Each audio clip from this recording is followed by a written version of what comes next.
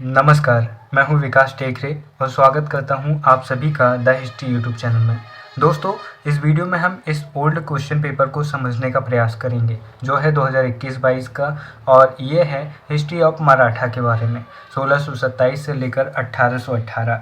आप किसी भी सेमेस्टर के हैं, अगर आपका सिलेबस में मराठा का इतिहास एक प्रश्न पत्र है तो आपको ज़रूर ये क्वेश्चन पेपर देखना चाहिए, क्योंकि आप किसी भी यूनिवर्सिटी से हो, किसी भी कॉलेज से हो, अगर मराठा का इतिहास है तो लगभग क्वेश्चन देने का या फिर क्वेश्चन पेपर पैटर्न इसी तरह से होगा। हो सकता है कि यहाँ पर जहाँ 42 मार्क्स मिलते हैं, आपके पास आपके क्वेश्चन पेपर में कम ज़्यादा मार्क्स मिलते हों, लेकिन जो नज़रिया है या फिर जो क्वेश्चन पेपर बनाने का पैटर्न है वो कुछ इसी तरह ही होगा। इसीलिए आइए समझने का प्रयास करते हैं। मैं यहाँ पर किसी भी प्रकार के प्रश्न का आंसर नहीं देने वाला हूँ, आपको खुद ढूंढना है। और साथ ही जहाँ जनरली मैं बाद में जब एमए थर्ड सेमेस्टर की पूरी पढ़ाई के बाद में क्वेश्चन पेपर को बनाता, उसका वीडियो बनाता, यहाँ पर मैं पहले ही इस वीडियो को पोस्ट कर रहा हूँ। इसकी वजह ये है कि काफ़ी सारे दोस्तों के एग्ज़ाम्स अभी शुरू होने वाले हैं। उम्मीद है कि ये वीडियो आपके काम आएगा। आइए शुरुआत करते हैं। शिवाजी किस वंश से संबंधित थे, तो आपको ये बताना है कि शिवाजी महाराज किस वंश से संबंधित थे। दूसरा प्रश्न है, रायगढ़ किस शासक की राजधानी थी। और फिर इसके बाद में आता है तीसरा ऑब्जेक्टिव, शिवाजी ने सिंहगढ़, जिसे कोंढाना कहते हैं, किस वर्ष जीता था। सूरत की प्रथम लूट कब हुई थी। और फिर इसके बाद प्रश्न है, सुरनवीस किसे कहते हैं। दोस्तों, इसके बाद में अगला ऑब्जेक्टिव है, पानीपत का तृतीय युद्ध कब हुआ था, ये आपको बताना है।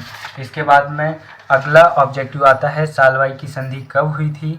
और फिर लघु उत्तरीय सेक्शन भी आता है, शिवाजी के उत्कर्ष यानी उदय के कारणों का वर्णन कीजिए। इसके अथवा में है, शिवाजी की माता जीजाबाई का प्रभाव शिवाजी पर क्या पड़ा, इसके बारे में आपको लिखना है। दूसरा प्रश्न है, शाइस्ता खां शिवाजी संघर्ष, शाइस्ता खां और शिवाजी संघर्ष पर आपको प्रकाश डालना है।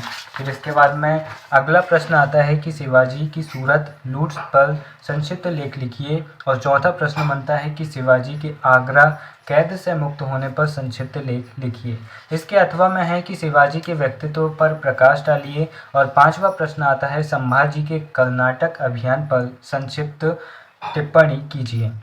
दोस्तों, इसके अथवा में है कि संभाजी सिद्धियों के संघर्ष पर प्रकाश डालिए। छठवां प्रश्न आता है, पेशवाओं के उत्कर्ष के प्रमुख कारणों का वर्णन कीजिए। इसके अथवा में है कि छत्रपति साहू महाराज पर आपको संक्षिप्त टिप्पणियां लिखनी हैं। ये सब मैं आने वाले वीडियोस में पढ़ाने वाला हूं। और अगर आप बाद में वीडियोस देख रहे हैं तो आप एमए थर्ड सेमेस्टर में जाकर इन वीडियोस को देख सकते हैं, या फिर मैंने अलग से मराठों पर एक प्लेलिस्ट बनाया हूँ, आप उसमें जाकर इन्हें देख सकते हैं। फिर आप देखिए दीर्घ उत्तरीय प्रश्न, मराठों के उत्कर्ष में शिवाजी का क्या योगदान था, विवेचना कीजिए। इसके अथवा में प्रश्न आता है, शिवाजी के उत्कर्ष में दादा कोंडदेव के योगदान की विवेचना कीजिए। दादा कोंडदेव उनके दादा नहीं थे। दादा कोंडदेव उनके पिता शाहजी भोसले के मित्र थे और इन्हें वे दादा कोंडदेव कहते थे।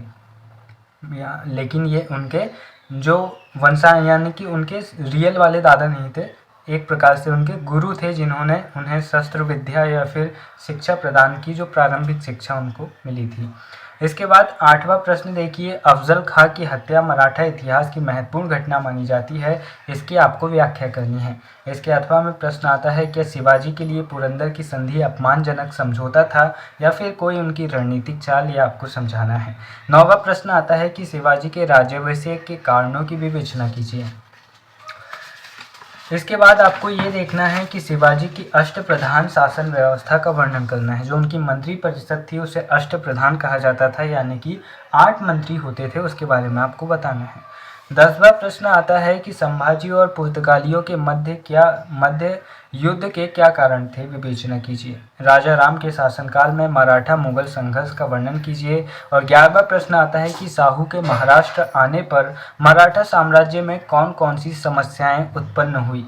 साहू महाराज शिवाजी जी के पुत्र थे, लेकिन इन्हें औरंगजेब ने बंदी बना लिया था, और जब शिवाजी की मृत्यु हुई तो इन्हें छोड़ दिया था। जब ये आए तो साहू और ताराबाई का संघर्ष हुआ था आपस में गद्दी को, और फिर जो मराठा साम्राज्य था वो 2 भागों में बढ़ गया था, ये हम जानेंगे। इसके बाद में मराठा राज्य के प्रति पेशवा बालाजी विश्वनाथ की सेवाओं का मूल्यांकन कीजिए। ये 11वां प्रश्न के अथवा में था। दोस्तों यकीन मानिए हम मिलकर बहुत कुछ पढ़ सकते हैं। ज़रूरत है आपका साथ में जुड़ने की। और अब डेली वीडियो सही तरीके से आने शुरू हो जाएंगे। और इस वीडियो को मैं इतनी जल्दी इसलिए निपटाना चाहता हूँ क्योंकि अभी थोड़ी सी लाइटिंग व्यवस्था में प्रॉब्लम हो रही है और मैं फ़ोन की लाइट चालू कर ये वीडियो बना रहा हूँ और इससे मोबाइल गर्म हो रहा है और वीडियो कभी भी रुक सकता है। इसीलिए वीडियो के अंत में बस इतना ही कहना चाहूँगा, ज़िंदगी साइकिल चलाने के जैसे है। संतुलन बनाए रखने के लिए आपको चलते रहना होगा। अल्बर्ट आइंस्टाइन ये बात कहते हैं। इसीलिए चलते रहिए। कंटिन्यूटी और कंसिस्टेंसी यानी कि निरंतरता के साथ पढ़ने पर आपको बहुत कुछ मिलेगा। फिर मिलेंगे। जय हिंद।